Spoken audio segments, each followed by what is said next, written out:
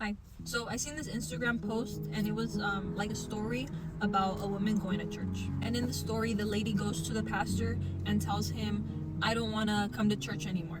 The pastor asked, oh, why is it that you don't want to come to church anymore? She says, you know, when I'm in church, sometimes people are gossiping, sometimes people are on their phones, sometimes people are staring at me, or sometimes people are just sleeping.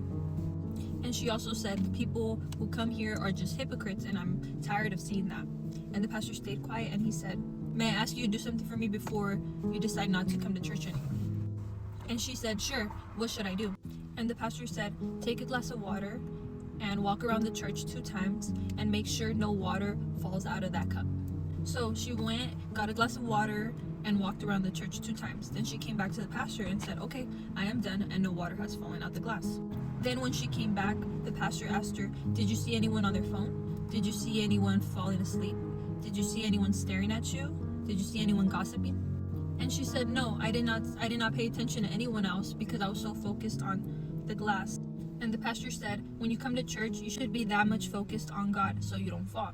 And he said, you know, Jesus said, follow me, not follow people. And he also said, don't let your relationship with others determine how your relationship is with God.